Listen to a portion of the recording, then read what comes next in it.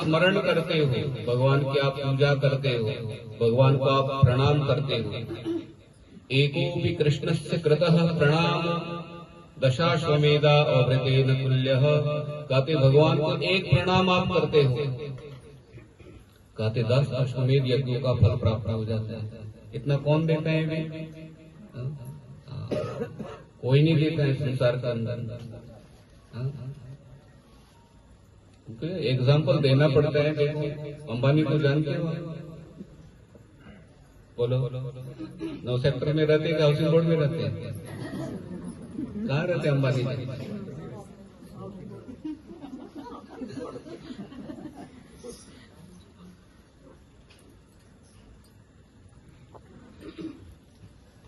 तो अंबानी जी ने कहा कि हमारे इसमें जमा करो 2 लाख रुपए, आपको 4.5 लाख मिलेंगे। कितना?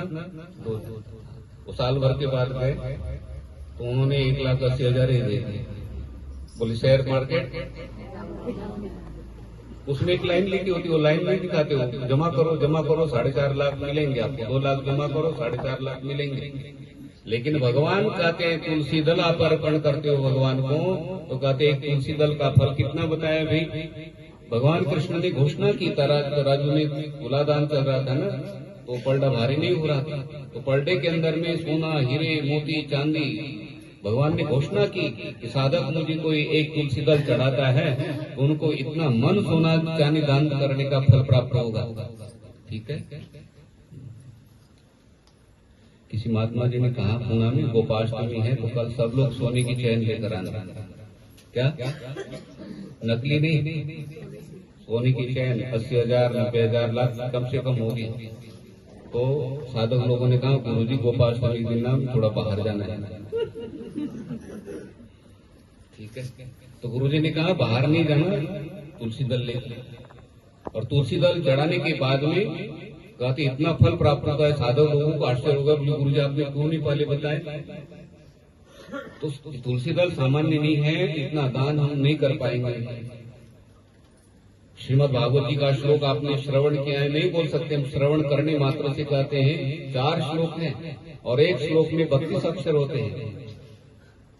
जो साधक नहीं बोल सकते लेकिन श्रवण करने मात्र से कहते हैं एक श्लोक में 32 अक्षर को 32 कपिला गोदान, तो 4 श्लोकों में कितने अक्षर हो गए भाई? 128 कपिला गोदान करने का फल प्राप्त हो जाता है।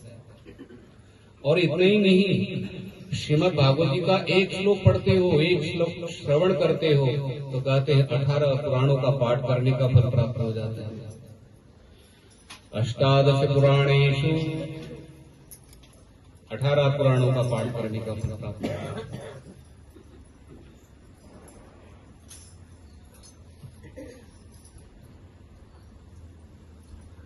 तो आहार का ध्यान रखना है हमें, सैर का ध्यान रखना है, समय पर सोना है, समय पर जागना है, और युक्त चेष्टा से कर्मसु, चेष्टा कहते शास्त्र सम्मत हमारे शरीर से। क्या? जो भी आप कर्म करे कहते भगवान के लिए मानकर करे, इसको चेष्टा। चेष्टा मतलब जो भी आप शरीर से कर्म करते हो ना, हर चेष्टा के साथ में हमारा, जैसे हम सवेरे कहते हैं झाड़ू लगाते हैं भगवान के लिए, भोजन बनाते हैं ठाकुर जी के लिए, ये भाव बनाना, तो ये कर्म किन के लिए हो गए भाई? भगवान के लिए। और गोपियों ने बहुत बड़ा अनुष्ठान नहीं किया, बहुत बड़ी साधना नहीं की। गोपियों ने क्या किया? झाड़ू लगाना कृष्ण के लिए, भोजन बनाना कृष्ण के लिए, ठीक है, यमुना जी से जल लेकर आना है कृष्ण के लिए, और ये भाव क्या करना, और धीरे धीरे ये भाव अभ्यास कराना पड़ता है शरीर को। ये जो यूकेजी केजी में बच्चे पढ़ने के लिए जाते हैं ना बालक, तो उनको क्या सिखाती है? बोलो, हाथों का अभ्यास नहीं होता ना, बोले का लिखो टेढ़े मेढ़े लाइनें लगती है ना, वो शुरू हो गया अभ्यास करना पड़ता है। वही बालक का बेटे का भी कोर्स करता है और उनको बोलते हैं ना राइट हैंड से अभ्यास कर लिया आपने लिखने का, लेकिन आप लेफ्ट हैंड से भी लिख सकते हो।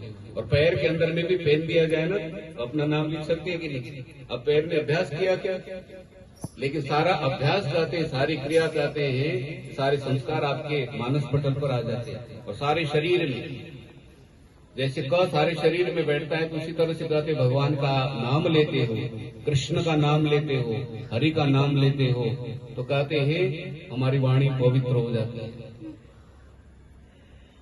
ये शिव महापुराण के अंदर में कहा श्री शिवाय नमस्तुभ्यम, इतना ही बोलते आपने, इतने बोलते ही कहते आपकी वाणी कहते तीर्थ बन जाती है।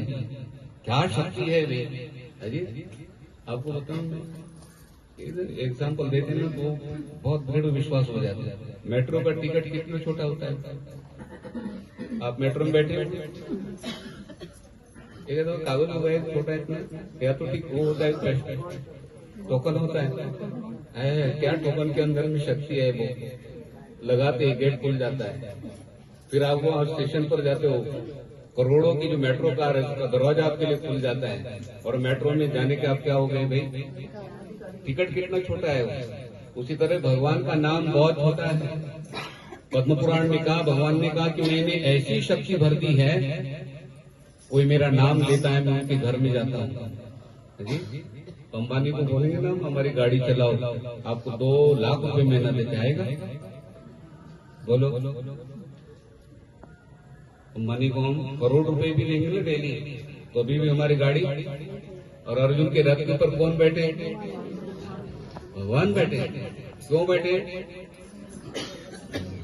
नमे पार्थास्ति कर्तव्यम त्रिषु लोकेषु किंचन नानवाप्तमवाप्तव्यम वर्तेव च कर्मणि। अर्जुन, मुझे तीनों लोग प्राप्त हैं, तीनों लोग मेरे हैं, तीनों लोगों के पदार्थ मेरे हैं, तीनों लोगों का कर्ता होते हुए भी, मालिक होते हुए भी तुम्हारे रथ के ऊपर बैठकर मैं क्या कर रहा हूँ, किस लिए कर्म कर रहा हूँ भाई। लोगों को लगेगा देखो भगवान कर्म कर रहे हैं, अर्जुन कर्म कर रहे हैं।